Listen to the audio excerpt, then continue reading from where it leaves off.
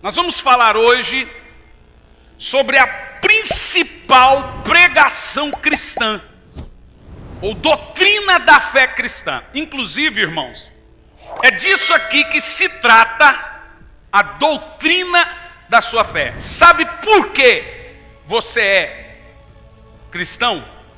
Por causa dessa mensagem. Portanto, eu quero que você segure a sua Bíblia, fique com ela para você marcar tudo, porque nós vamos aprender coisas tremendas aqui nessa noite. Desde Romanos 5 até o versículo 10. Versículo 1 ao versículo 10. Vamos ler? Portanto, havendo sido justificados pela fé, olha o texto, temos paz com Deus por meio do nosso Senhor Jesus Cristo, por intermédio de quem obtivemos pleno acesso pela fé a esta graça, na qual agora estamos firmados e nos gloriamos na confiança plena da glória de Deus. Mas não somente isso, como também nos gloriamos nas tribulações, porque aprendemos que a tribulação produz perseverança, a perseverança produz um caráter aprovado, e o caráter aprovado produz confiança. E a confiança não nos decepciona, porque Deus derramou o seu amor em nossos corações por meio do Espírito Santo, que nos outorgou.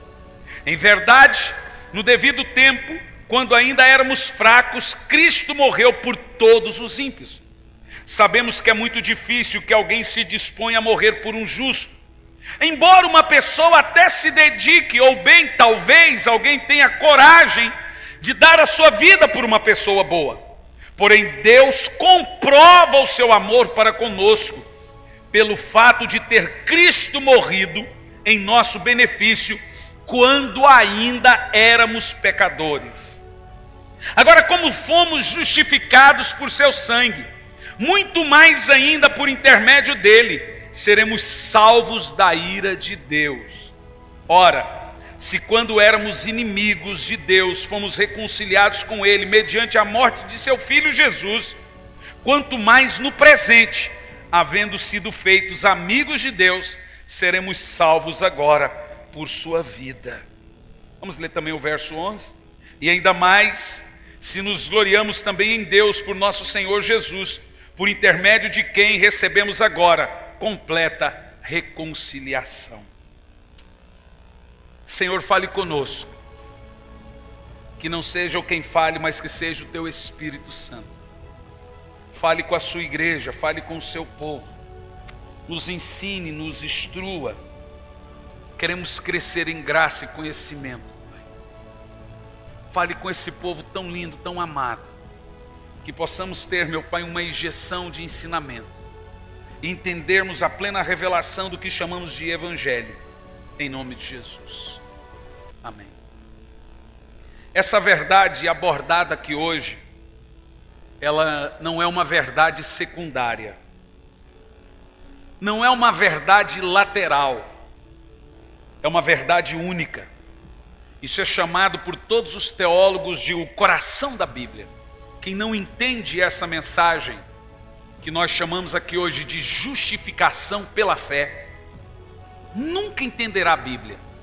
Inclusive, o primeiro passo de você entender a Bíblia é entender essa doutrina, é entender essa parte do Evangelho, que é o centro, o cerne do Evangelho.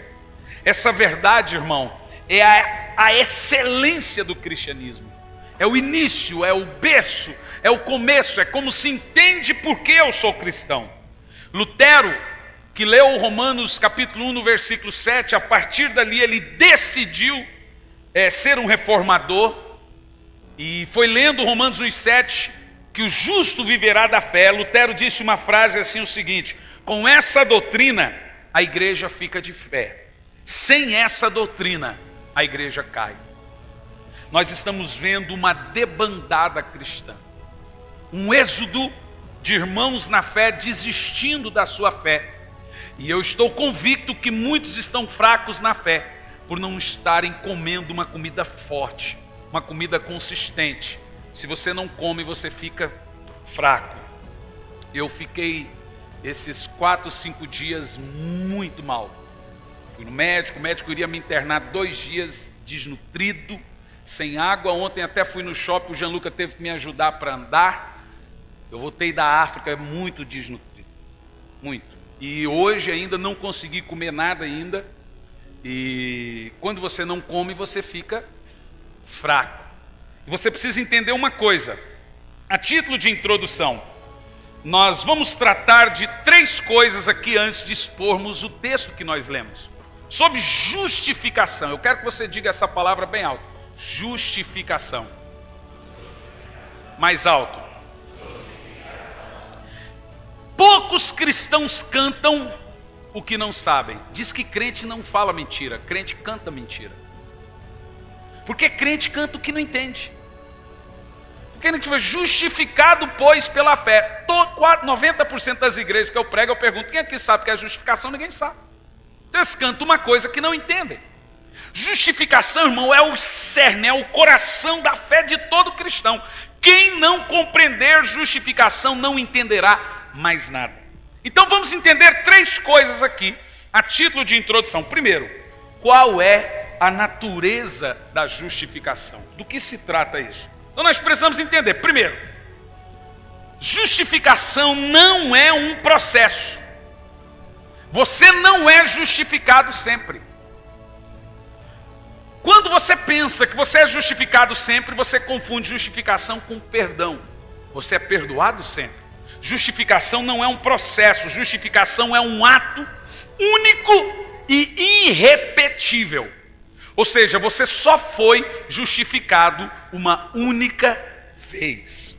Justificação, irmão, não é aquilo que Deus faz em nós. Justificação é o que Deus faz por nós. Vou dizer de novo. Justificação não é o que Deus faz em nós.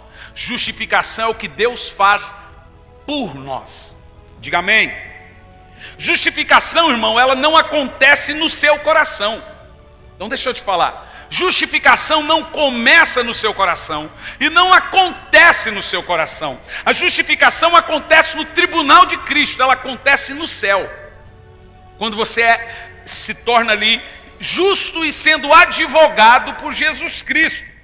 Justificação, irmão, é um documento, uma declaração jurídica de Deus ao seu respeito. Veja bem, perdão é um ato, justificação é um documento. Justificação é um papel em que Deus escreve ao seu respeito e diz: você está quite com a justiça de Deus, você não deve mais nada para Deus. Você está livre da culpa, da ira de Deus e do inferno. Justificação é um documento. Então, ao contrário da culpa, o seu pecado foi colocado na conta de Cristo. E a justiça de Cristo foi colocada em sua conta. Vou te dizer. O seu pecado, na justificação, ele foi transferido para Jesus. Um justo morrendo pelos pecadores. E a minha culpa transferida para Jesus e a justiça de Jesus transferida para mim. Quem está começando a entender? Então veja bem, na justificação não tem graus. Isso quer dizer que ninguém é mais justificado do que o outro. Eu vou dizer de novo. Não existe graus na justificação. O crente mais fraco e mais inapto, mais pecador, é tão justificado quanto o crente mais piedoso. Entendeu? Então você perante Deus não é mais crente do que eu. E nem eu sou mais crente do que ninguém. Por isso que a vanglória não é glória nenhuma. Você está entendendo? Gloriar-se a si mesmo é vanglória. Por isso que é uma glória vã. A quem Deus justifica? Veja bem, nós julgaríamos injusto o justo justificar o injusto. É justo um juiz justo inocentar um culpado, gente? Nós diríamos que isso é injusto. Porque é justo justificar o justo e não o injusto. Mas no caso da justificação, ao contrário. Deus justifica o injusto e não o justo. Amém, gente? Aí agora você pode perguntar, mas então como Deus pode ser justo e ao mesmo tempo justificar o injusto? Para nós isso é injustiça. Nós chamamos isso de escândalo da graça. Quem entende isso entende o termo graça. Então em Provérbios Deus chega até mesmo a dizer ele chega a chamar de abominação aquele que justificar o ímpio. Deus fala em Provérbios que é ridículo, Ademir, uma pessoa justificar uma pessoa ímpia. Então como Deus pode ser justo e justificar um injusto? Então é assim, vou explicar agora o coração da sua fé, que nós chamamos de cristianismo. Deus justifica o injusto não por causa da justiça do justo e nem da injustiça do injusto. Não é por causa do que nós chamamos suposta justiça que eu tenho, e nem pelos meus pecados. Deus não faz nada por mim porque eu sou pecador, então mereço a graça dele, e nem ele faz nada por mim porque eu sou um bom crente e mereço a graça dele. Como que funciona a justiça de Deus e a justificação? Veja bem, se a justiça do justo, aos olhos de um Deus justo, fosse merecedora da justiça de Deus, a salvação não seria pela graça, ela seria meritória. Mas então Deus, ele faz um escândalo. Isso é um verdadeiro escândalo aos olhos dos homens. Deus justifica o injusto, imputando. A palavra imputar na Bíblia é não colocando na conta dele. Veja, eu tenho uma dívida, eu tenho culpa, mas Deus me justifica não é pela minha culpa, é não levando em conta. Quem está entendendo? Imputando, ou seja, ele justifica-me colocando na minha conta aquilo que eu não tinha. A única maneira de um injusto ser justificado é Deus pegando uma justiça e colocando na minha injustiça, colocando na minha conta. Olha que coisa linda. Isso significa então o quê? Que se não fosse o ato de Cristo na cruz do Calvário, que é chamado de justiça de Deus, nós não seríamos aceitos por Deus. O nosso Senhor Jesus Cristo, o único justo, a Bíblia fala, não haveria, não tem nenhum justo sequer. Então Jesus, o único justo, morreu por todos nós, pagou a nossa dívida, e agora Deus coloca isso como se fosse nosso mérito. Uau! Eu não fiz nada, mas Deus põe isso na minha conta como se fosse meu. Você entende? Eu ganhei isso, a palavra é de graça.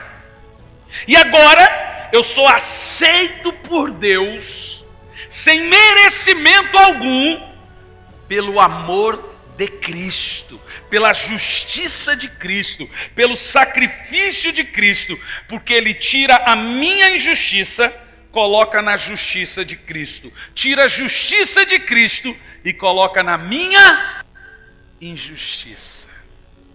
Por isso que não existe gente mais justificada e gente menos justificada. Existe gente mais consagrada e gente menos consagrada, porém mais justificada do que outros, não. Não existe graus na justificação. Segunda das três coisas que você precisa aprender, à guisa de introdução, é a causa meritória do que nós chamamos de justificação. A causa meritória da justificação é a morte de Cristo a nosso favor. Então veja, nós somos justificados porque um substituto legal assumiu o meu lugar. Eu era para morrer no lugar de Cristo. Eu era o culpado. Eu deveria pagar com os meus pecados e a minha culpa. Mas alguém assumiu o meu lugar. Aí entra o que nós chamamos de doutrina da substituição. Eu fui substituído pelo Cordeiro de Deus que tira o pecado do mundo. Então ele foi o meu fiador. Ele assumiu a minha culpa. Ele foi o meu representante, pagou minha dívida, morreu por mim em meu lugar. Essa é a causa meritória. De tal maneira, irmãos, que estando nós em Cristo, estamos quites com a lei de Deus. Estamos quites com a justiça de Deus.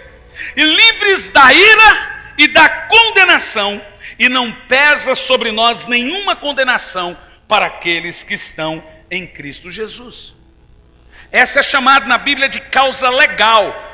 É a causa meritória, o mérito que temos da justificação. Ainda em terceiro lugar, temos aqui a causa instrumental da justificação. Preste atenção que isso é interessante. Eu estou tentando ser simples, porque qualquer doutrina bíblica é profunda. Mas se você parar pela questão de ser profundo ou não, você não ensina nada para a igreja. Isso é o que Paulo chama de evangelho. Você está ouvindo uma pregação evangélica nessa noite. Qual é a causa instrumental da justificação? O apóstolo São Paulo diz assim: portanto, havendo sido justificados pela fé. Agora escute bem. Você não é salvo por causa da fé. Eu vou te dizer de novo. A Bíblia diz justificados mediante a fé. Isso significa que você e eu não somos justificados por causa da nossa fé. Somos justificados mediante a nossa fé. Você é justificado por causa do sacrifício de Cristo, mediante a fé nele. Porque tem crente que não tem fé em Deus, tem fé na fé dele. Não, eu sou salvo pela fé. Não, mas você não está dizendo que é salvo pela fé. Você não é salvo pela fé, irmão. A fé não te salvou. Você é salvo por Jesus mediante a fé. Uau! Entendeu? Quem está entendendo, diga amém. Paulo usa o termo, por meio da fé eu sou salvo. Isso, irmão, é uma causa. A fé é um instrumento da salvação e não a causa da salvação. Então não tenha fé na sua fé. Tenha fé em Deus e nunca naquilo. Eu creio em Deus. Ele crê tanto em Deus que ele crê mais na fé dele do que em Deus. Você entende o que eu estou dizendo? Então isso significa o quê? Preste atenção. A fé, irmão, ela é a causa instrumental da minha justificação. Pela fé, nós nos apropriamos do que Cristo fez na cruz por mim. Então veja bem, eu não tenho que merecer o amor de Deus. Pelo amor de Deus, eu vou dizer uma outra coisa, última coisa. Pela última vez, a maioria das pessoas que eu prego diz: eu não mereço Deus. Isso acontece na Santa Ceia. Na Bíblia diz que quem toma indignamente, toma para si. Quem aqui é digno, irmão? Ninguém merece Deus. Ele está acima da média. Nós somos salvos por causa de Jesus. Ninguém vai merecer nunca. Eu não sou salvo pela fé. Eu sou salvo por meio, mediante a minha fé. E sabe, quando Satanás entra no coração das pessoas para arrebentar com elas, quando elas não entendem isso, quando você não entende isso, você começa a pensar que Deus está decepcionado com você. Você começa a pensar que Deus quer o seu couro, eu quero acabar com a raça dele. Desgraçado, você tirou minha paz hoje. Tem gente que imagina Deus com uma pranchetinha, dizendo: mentiu, risca o nome dele do livro da vida. Bem me quer, mal me quer, bem me quer. Tem gente que imagina que Deus é assim: não, agora me agradou, vem cá, meu filho. Ele imagina Deus um menininho besta. Um Deus que quando eu faço alguma coisa de errado, ele risca meu nome. Mas quando eu peço perdão, vem cá, meu filho. Irmão, que mundo você está? Você está no mundo de Nárnia? Aonde você está, irmão? Me conta aí, irmão. Acorda para a vida, porque eu não sou salvo por méritos. Não há nada que eu faço de bom que fará Deus me amar mais. E não há nada que eu faço de ruim que fará Deus me amar menos. Sabe por quê? Porque o amor de Deus por mim não está condicionado a mim, está condicionado a seu filho. Deus me ama por causa de Cristo. Por causa do sacrifício de Cristo. Oh, aleluia! É lindo isso, não é? Então preste atenção. Para você guardar no seu coração. Você não é salvo por causa da sua fé. Diga isso, eu não sou salvo por causa da minha fé. Eu sou salvo por causa da morte de Cristo. Mas eu me aproprio dessa salvação pela fé nele. Viu você que a fé é só um meio e nunca um ato em si? O ato é Cristo. Mas eu me aproprio disso por causa da minha fé em Jesus. Então nesse capítulo aqui, nós iremos aprender 6 importantes lições, que nós vamos chamar aqui de frutos dessa justificação. Você já entendeu o que é justificação. Agora nós vamos entender quais são os frutos de ser justificado pela fé. Porque Paulo começa, portanto, havendo sido justificado, tenha paz com Deus. Então, 6 lições nós aprendemos em Romanos capítulo 5. Primeira lição, 5, verso 1, paz com Deus. Segunda lição, 5, verso 2, o acesso à graça e à expectativa da glória. Terceira lição, 5, verso 3 a 5, a alegria no sofrimento. Quarta lição, 5 do verso 3 e 4 também, alegrarmos nas tribulações. Quinta lição, capítulo 5, versos 5 a 8, derramar do amor de Deus em meu coração. Sexta lição, capítulo 5, verso 9 e 10, terminamos o sermão, certeza da glorificação. Vamos a isso? Quem quer aprender, diga amém. Então, em primeiro lugar, o que eu ganho sendo justificado por Cristo? Tá, pastor, porque eu sei que lá no céu, mas o que eu ganho hoje, agora, no tempo presente, Jesus ter morrido por mim? Será que a gente ganha alguma coisa com isso? Com a justificação? Primeira coisa, primeiro fruto da justificação, versículo 1, paz com Deus. Paulo diz, portanto, havendo sido justificados pela fé, temos paz com Deus por meio de nosso Senhor Jesus Cristo. Mas deixa eu te falar uma coisa. Paz com Deus é diferente de paz de Deus. Paz de Deus, que está em Filipenses capítulo 4, versículo 7, é um sentimento. Paz com Deus não é um sentimento. Veja bem, a paz de Deus, que excede todo o entendimento, em Filipenses 4 e 7, é um tanque. Você pode estar hoje cheio de paz e amanhã não. Eu posso ter paz hoje, amanhã não. Essa é a paz de Filipenses, né? Um tanque cheio ou depois vazio. Portanto, a paz com Deus é diferente. Então a paz de Deus eu posso ter muita hoje, amanhã nem tanto. Paz com Deus, irmão, é diferente. Porque veja bem, a paz com Deus, ela não sofre variação. Paz com Deus é um status, é uma posição que eu estou. Por quê? Eu era inimigo de Deus, isso significa que eu vivia em guerra com Deus. Agora, se eu sou justificado, eu não sou mais, então agora eu vivo em paz com Deus. Veja, é como eu ter um inimigo mortal aqui em Campo Largo. O cara fala mal de mim, o cara me odeia, me detona nas redes sociais, mas de repente ele cai em si e vem aqui e fala, pastor Hernani, eu vim aqui para fazer as pazes com você. Essa é a paz com Deus. Porque o ser humano não tem paz com Deus. A Bíblia diz que ele é inimigo de Deus, ele é mortal, ele odeia Deus. Às vezes ele não odeia com palavras, mas ele odeia com atitudes. Paz com Deus, irmãos, significa que antes de você crer em Jesus, você era um réu. Você estava morto em seus pecados, em seus delitos. Agora, quando você tem paz com Deus, você é um filho de Deus. Você não é mais inimigo dele. Você agora é um filho amado dele, diga amém. Isso significa que o muro que nos separava, o muro que me separava de Deus, foi quebrado. Quem está entendendo o que é paz com Deus? Porque nesse caso, irmão, quando chove, você aumenta um pouco o volume. Porque nesse caso, eu agora fui reconciliado com Deus. Quem aqui pode levantar a mão e dizer, eu sou reconciliado com Deus? E quem quem fez essa reconciliação? Através de Cristo Jesus. Aleluia. Agora no versículo 2. O que eu ganho em ser justificado por Cristo? Hein, Sabrina? Estávamos com saudade de vocês, viu? Você está bem, carinha?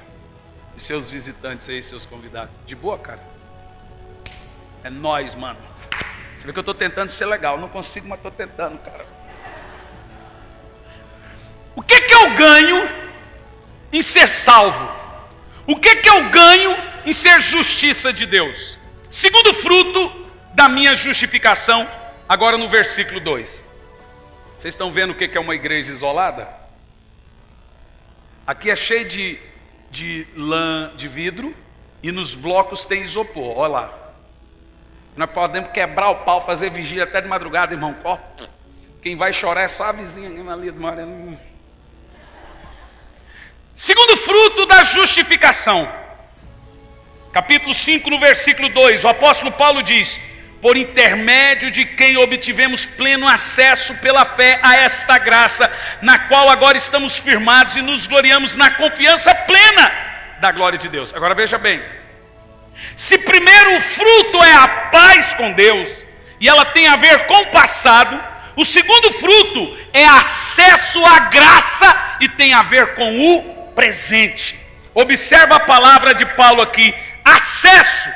A palavra acesso na língua grega, ela tem 3 significados. Primeiro significado, alguém entrando na presença da realeza.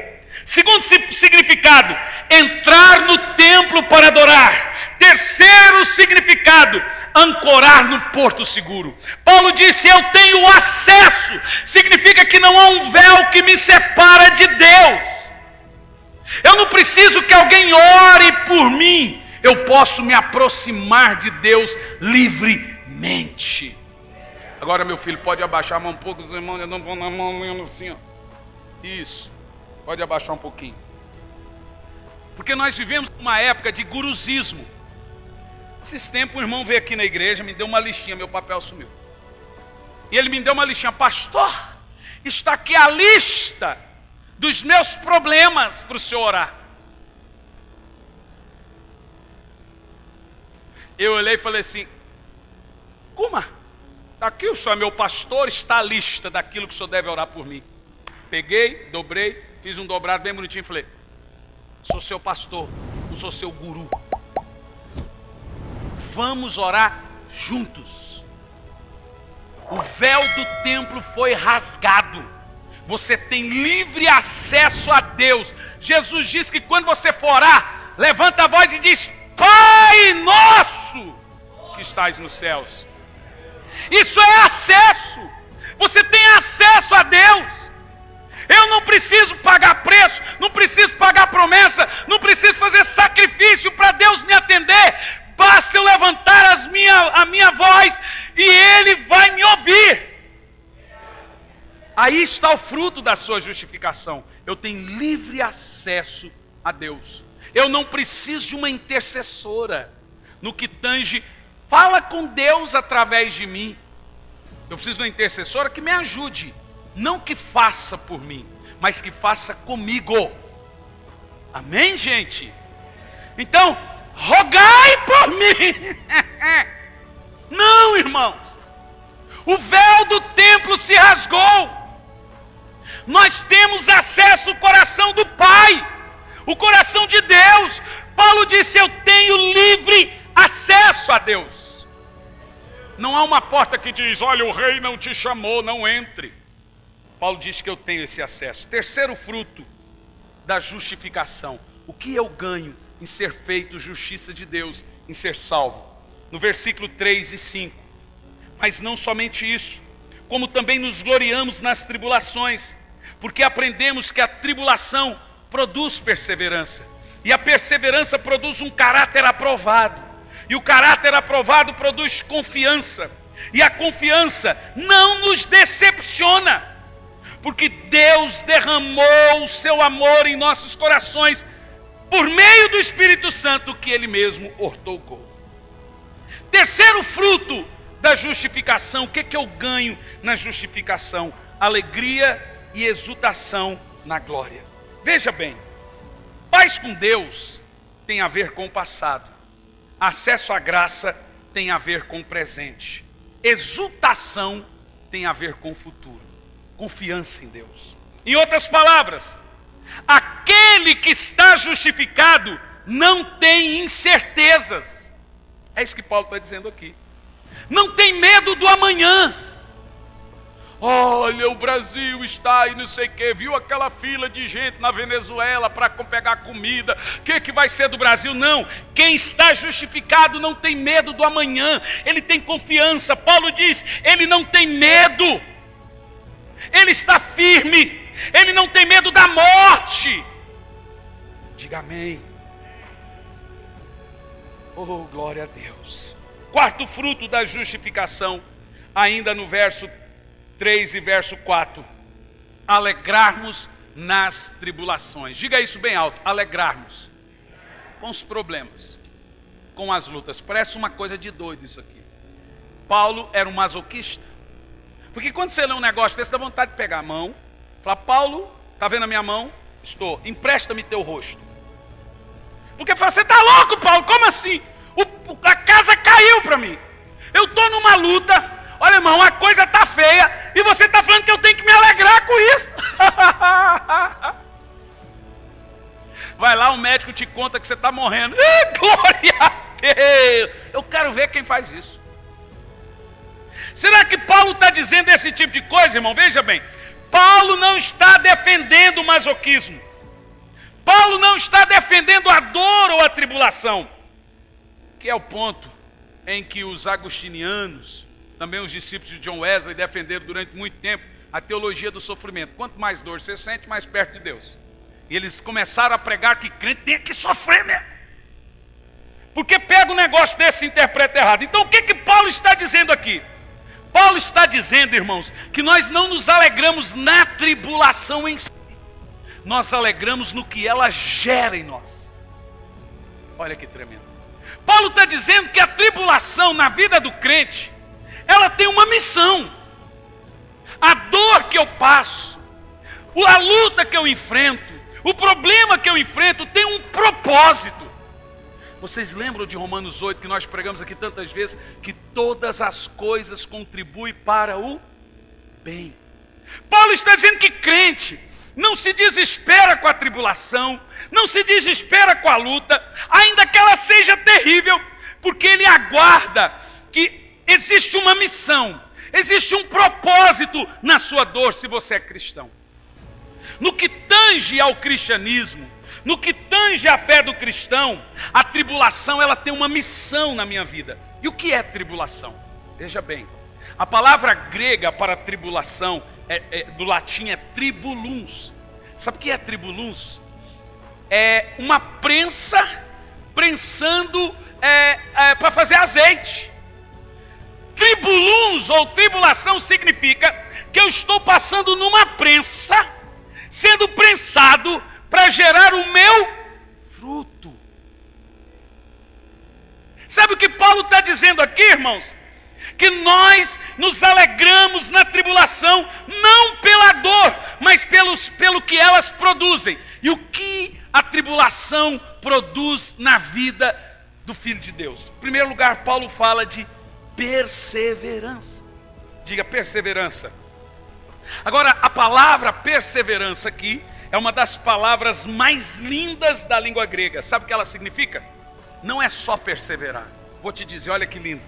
Perseverança significa paciência que triunfa em meio a circunstâncias adversas. Ou seja, o vento está vindo, o barco está afundando. Não, eu não vou afundar, eu tenho certeza, eu vou ficar igual Jesus no barquinho, tranquilo.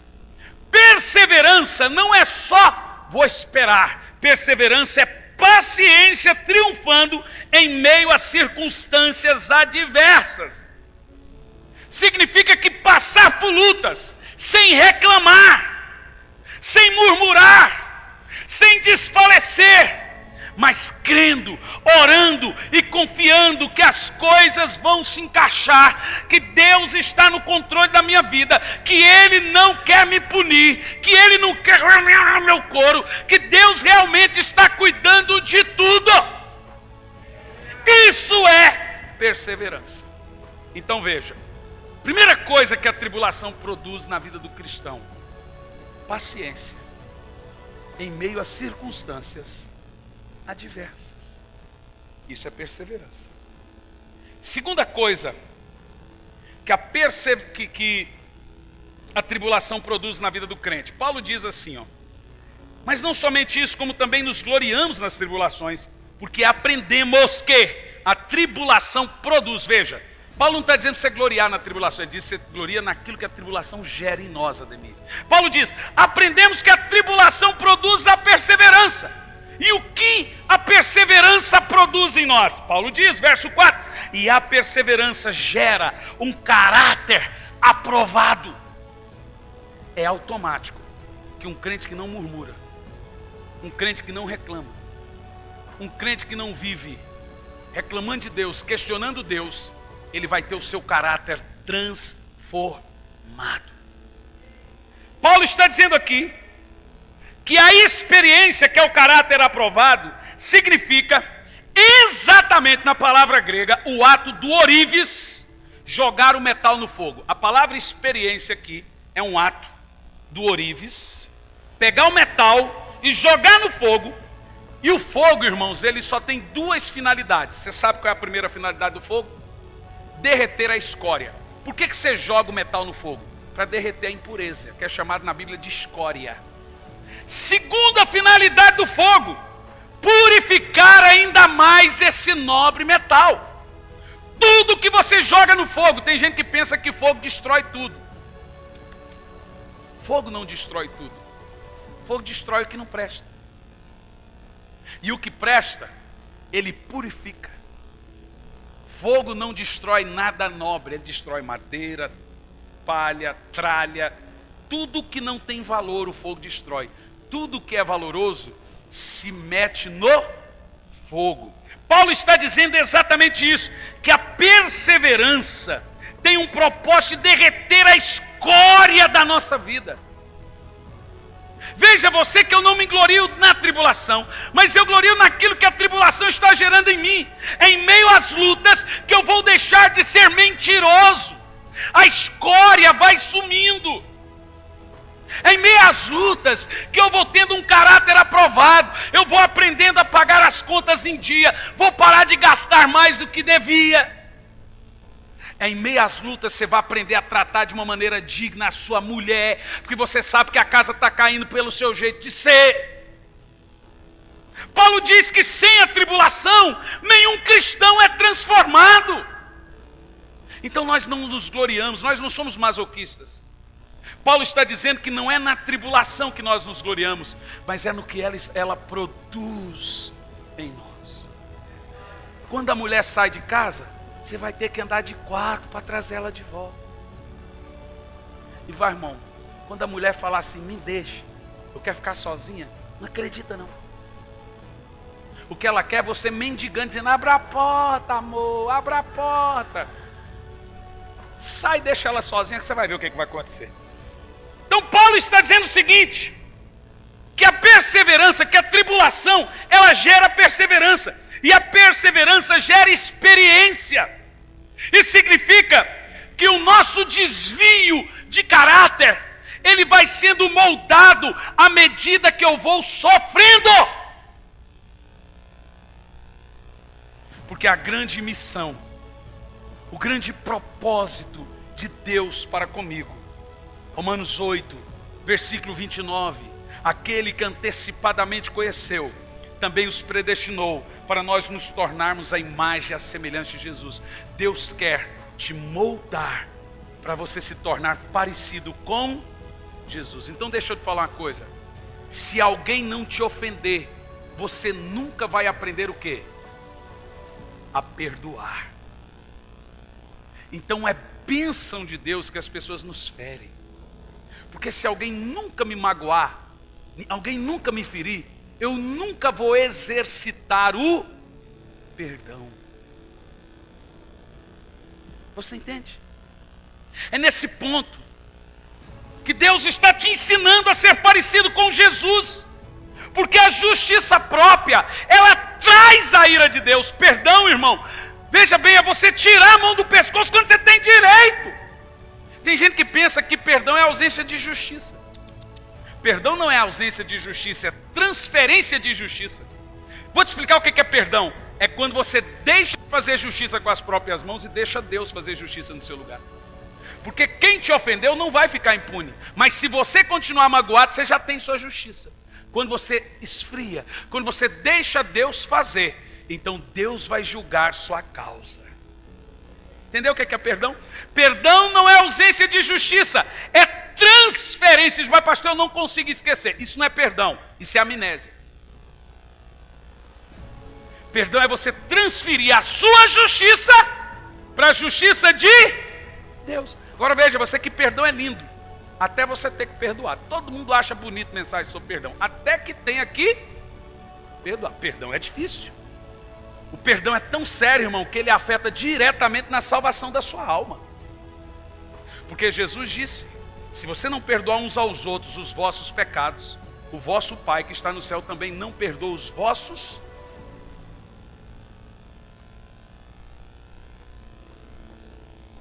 A coisa é séria.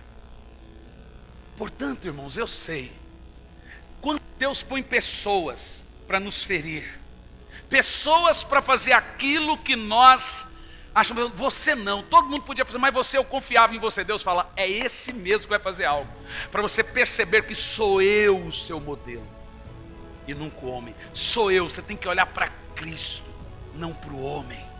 Quem está entendendo, diga amém. E aí você tem que deixar passar. Quando você fala, Senhor, eu não vou me lembrar mais, eu não vou me ferir mais, eu vou agir como um cristão, sem me ferir, você transfere para Deus aquilo que você estava sentindo. Agora Deus assume essa justiça. Entendeu o que é perdão? Não é ausência de justiça, é transferência de justiça. Diga amém. Oh, glória a Deus. Agora temos aqui o quinto fruto da justificação. Estamos terminando. Romanos capítulo 5, no verso 5 a 8. O derramar do amor de Deus. Versos 5 a 8. E a confiança não nos decepciona. Isso aqui é um dos textos mais lindos da Bíblia, preste atenção. Porque o amor de Deus foi derramado em nossos corações por meio do Espírito Santo que nos ortogou. Em verdade, no devido tempo, quando ainda éramos fracos, Cristo morreu por todos os ímpios. Sabemos que é muito difícil alguém que se dispõe a morrer por um justo. Embora até por uma pessoa boa alguém decida dar a vida. Mas alguém daria a vida pelo Bin Laden? Alguém daria a vida pelo El, o cara do Estado Islâmico? Irmão, até bandido quer matar o bandido do El. Você viu os bandidos, fizeram vídeo, falaram, nós vamos te matar. Agora veja você, o quinto fruto da justificação. A quinta coisa que eu ganho em ser um cristão. A quinta coisa que eu ganho em ter Jesus na minha vida é o derramar do amor de Deus. Agora veja, Deus ama o mundo todo, mas o mundo todo não sabe disso. Porque Deus ama a todos, mas nem todos tiveram o derramar desse amor no coração deles. Sabe o que é isso? O entendimento desse derramar. Quantas pessoas no mundo sabem, Deus me ama? Se o mundo soubesse a revelação do amor de Deus, pessoas não se matariam, pessoas não se autodestruiriam. Então deixe-me te falar hoje, aqui, irmãos, é um derramar, é uma excelência, é uma magnitude, é uma espécie de chuva do amor de Deus em sua alma, curando a sua dor, curando a sua mágoa, curando as suas feridas. Alguém te feriu, mas Deus nunca te feriu. Alguém te magoou, mas Deus nunca te fez nada. As pessoas te abandonaram, mas o Senhor te acolheu. É esse entendimento, esse derramar. Aqui nós aprendemos uma coisa, que nós não sentimos o amor de Deus. Esse é um engano no cristianismo. Há um tempo desse atrás, uma irmã me disse, pastor, eu queria sentir amada por Deus. eu chorei muito quando eu ouvi aquilo depois, mas em um fundamento teológico e doutrinário, eu não posso julgar essa única irmã por dizer isso, porque a maioria dos crentes falam isso. Eu já vi crentes dizer: pastor, eu queria uma prova do amor de Deus por mim. Sabe o que Paulo vai falar aqui para nós sobre prova do amor de Deus? Sabe o que Paulo vai nos ensinar aqui sobre o derramar do amor de Deus? Que o amor do homem é um sentimento, o amor de Deus é um conhecimento, é uma revelação. Eu nunca sinto o que Deus sente por mim, eu creio. Porque a Bíblia diz aqui o seguinte: esse amor, ele é caracterizado de 3 maneiras. Primeira maneira, é um amor profuso. Paulo diz aqui que ele é encharcado. O cristão convicto, ele não sai por aí: será que Deus me ama hoje? Será que Deus... Ele sabe que os olhos do Senhor estão olhando para ele com cuidado, com zelo. Ele sai com esse amor encharcado. Ele sabe que não tem nada que ele faça demais, Deus vai ficar chateado, ou nada, ou feliz, ou nada que ele faça de menos, Deus vai ficar chateado. Deus o ama, e esse amor é derramado de uma maneira copiosa, de uma maneira encharcada. E Deus não me coage, Ele me atrai. Não é coação, é atração. Eu não fui seduzido por Deus, não fui coagido por Deus, eu fui atraído por tamanho amor, tamanha misericórdia. Irmão, talvez hoje você ainda não conseguiu vencer todos os seus pecados, mas persista, persista. Deus não desistiu de você, porque não há pai lindo, bondoso que desista de seus filhos. Deus te ama, Ele não desiste. Aleluia!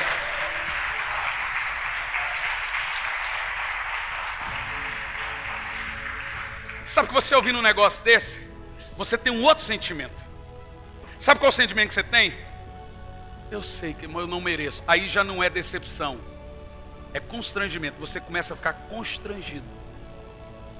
Você sabe que Deus é maravilhoso, que Ele não está para você. Você não consegue vencer essa droga desse pecadinho. Não, irmão, Deus conhece a sua natureza. Tempo desse atrás, uma filhinha entrou no escritório. Essa filhinha está aqui. E ela chorava. Pastor, Deus está decepcionado comigo. Chorava, chorava, chorava. Deus está decepcionado comigo. Eu falei: impossível. Como impossível? Impossível Deus se decepcionar com você. Por quê, pastor? Porque Deus tem 0 de expectativa em você. A frustração, ela é condicional à expectativa. Quanto mais expectativa você gerar em mim, mais frustrado você vai se sentir quando me conhecer mais profundamente. Porque se você anda comigo pelas minhas qualidades, você vai me abandonar quando conhecer meus defeitos. A frustração, ela só acontece por causa da condição da expectativa. Então Deus não pode se decepcionar com você, porque Deus te conhece. Ele te gerou. Ele conhece essa natureza caída, esse desvio de caráter seu, que Ele está moldando, que Ele está transformando até o dia de Cristo. E vai por mim, irmão. Tem gente aqui que ainda não abandonou o vício, tem gente aqui que ainda mente, tem gente aqui, tem um monte que ainda torce para o Corinthians, eu tenho esperança. Tem um monte de gente aqui cheio de desvio de caráter, mas eu tenho esperança que no dia de Cristo eu vou estar abraçado com essa igreja que o Senhor me confiou, porque você venceu seus medos, você venceu seus desvios de caráter, você venceu sua amargura, porque você foi sendo transformado, transformado, transformado, transformado. Aleluia! Então veja você uma coisa, que eu também já aprendi a não gerar expectativa. E já atrás, um pastor estava no Nordeste, Norte, e um pastor, homem de Deus, cara muito sério, me ensinando como burlar no WhatsApp. Aí ele me ensinou assim, ó, você sabe, ó, que eu vou ensinar, hein? Você sabe como alguém te escreve e ele não sabe que você leu? Eu falei, não. Eu sei que quando ficar azul alguém sabe, não, mas eu vou te ensinar. Quando alguém te escrever, você vai lá, põe no modo avião. E aí você lê a mensagem. Depois você volta para a tela inicial e tira do modo avião. Ele não vai saber que você leu. Porque o celular ficou o quê? Offline. Qual é a diferença disso para alguém te ligar na sua casa e dizer, diga que eu não estou? Foi isso que eu falei, pastor, isso para mim é mentira também. Quem te disse que eu estou terminando de você subir? Ele é o pastor da igreja? O Leandro é o pastor da igreja? Os caras estão folgados, Leco. Os caras estão folgados, tá tudo pedindo aqui, ó. Mas você fez bem, irmão. É assim mesmo para o pastor se tocar, que o culto termina 9 horas domingo. Bom, terminando a história do WhatsApp. É mentira. Se você não quer que alguém te escreva no WhatsApp, não adicione. Porque a partir do momento que alguém está na sua lista, é porque você acha importante, às vezes, falar com ele. Eu sei que tem uns chatos. Tem uns no grupo da igreja que põe um jornal assim, já falei 1000 vezes para não pôr. Mas a gente vai com muito amor e carinho, e eles vão entendendo, são irmãozinhos preciosos. Com muito amor e carinho a gente fala. Mas quando alguém me escreve, todo mundo quando me escreve no WhatsApp eu respondo. E tem umas coisas, irmão, eu respondo todos. Não respondo na hora que quer, não respondo na hora que espera, mas respondo. Porque eu não posso mentir. Eu não consigo dormir sabendo que eu fui lá, pus no modo avião. Li depois. Qual o nome disso, gente? Mentira cabeludíssima. Veja você, que às vezes nós temos falhas que às vezes pensamos que não é falhas. E nesse ponto aqui Paulo está dizendo, irmãos, que o amor de Deus, em segundo lugar, é um amor imerecido. Porque Deus sabe a minha natureza. A menos que você ame seus defeitos, a menos que você ame seus vícios e pecados, Deus está insistindo com você. E Ele não desistiu de você. Sabe aquela música do Marquinhos Gomes? Ele não desiste de você. Deus vai insistir com você. Você pode ter desistido, mas Deus não desistiu. Deus não desistiu. Você pode dizer isso para o irmão que está ao seu lado? Deus não desistiu de você.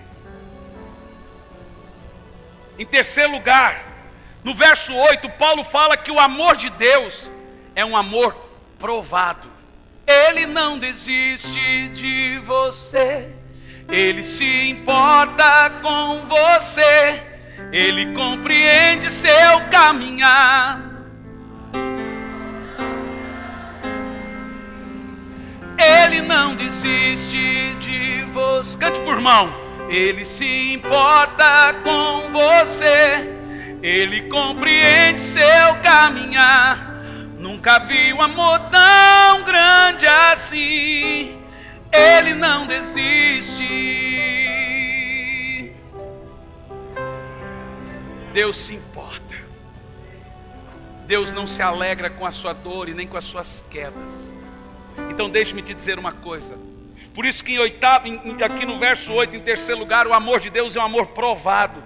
No verso 8 Paulo diz, porém Deus comprova seu amor todo dia, não, na ocasião de ter dado seu filho para morrer em meu lugar. Então olha para mim, é pecado pedir provas do amor de Deus. É um absurdo pedir provas do amor de Deus. Porque Paulo diz que Deus deu prova do seu amor quando Ele deu seu filho para morrer em nosso lugar. Você quer saber mais sobre o amor de Deus do que isso? Então não duvide desse amor. Em sexto lugar e último, verso 9 e 10, certeza da glorificação. Agora, como fomos justificados por seu sangue, muito mais ainda por intermédio dele, seremos salvos da ira de Deus. Ora, se quando éramos inimigos de Deus, fomos reconciliados com ele mediante a morte de Jesus, quanto mais agora, salvo, havendo sido feitos amigos de Deus, seremos salvos por sua vida. Deixa eu te falar uma coisa. Quando você estava no mundo, quando você estava perdido, quando você não merecia nada, Deus te justificou. E agora que você é salvo, você acha que haverá um acidente na sua salvação? Sabe o que Paulo nos dá aqui? O sexto fruto da justificação, certeza da salvação. Paulo está dizendo que nós não entraremos em juízo de condenação. Eu vou dizer uma coisa para você séria. Não há acidentes no cristianismo. Eu vou dizer uma coisa para você. Deus não quase te salvou, pelo amor de Deus. Quase fui salvo. Quase cheguei perto. A salvação não é um acidente. Deus não quase te escolheu. Deus não quase te salvou. Você não está quase salvo, você está salvo. Sabe qual é o problema de nós? Sabrina, você e seus convidados, é que nós confundimos glorificação com santificação. A Bíblia diz que nós já somos glorificados, mas ainda não somos santificados. A santificação se dará no retorno de Cristo, a glorificação no ato da justificação. Em Romanos capítulo 8, no versículo 30, aos que predestinou, a esse também chamou, aos que chamou, a esse justificou, e aos que justificou, a esses glorificou. Deus está vendo você como uma pessoa glorificada. Diga amém. Oh, aleluia. Eu quero concluir aqui lhe dizendo uma coisa tremenda. Olha para mim. Não importa os percalços da sua vida cristã. Quantas vezes você cair, quantas vezes você se levantar, Deus está contando que todas as vezes você vai se levantar. Porque o justo não fica prostrado. Justo não fica caído. Termino aqui lhe dizendo o seguinte. Um homem com vício de álcool chamado Gi. Ele não conseguia se libertar do álcool. Todos os dias o Gi saía do trabalho, ia para o boteco e bebia. Saía do boteco, passava na igreja, dobrava o joelho no altar e dizia: Jesus, aqui está Gi. E aí, todo dia, durante a vida toda, o Gi fazia isso. Está num livro. Saía do trabalho, passava no boteco. Saía do boteco, passava na igreja. Jesus, aqui está Gi. E ia embora. A vida toda. Um certo dia, o Gi saiu do trabalho, passou no boteco. Quando foi na igreja, o carro o atropelou. O Gi foi para a UTI. E agora o Gi está entre a vida e a morte. 3 meses de coma. Entra um homem de branco, em coma. O Gi sabe quando esse homem se aproxima dele, segura na mão dele. E durante os 3 meses de coma, o homem dizia a ele: Gi, aqui está Jesus.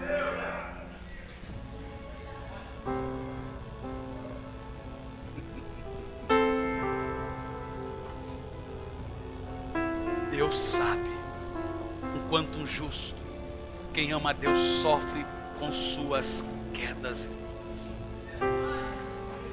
Mas você não pode desistir de Deus, porque Ele não desiste de você nunca. Está chegando o dia que o vício vai te deixar, que o desvio de caráter vai te abandonar, que a mentira vai te deixar, porque a Bíblia diz que aquele que começou a boa obra é fiel para completar. Fique em pé no seu lugar, com as lágrimas nos olhos. Jesus está dizendo a você: eu estou aqui.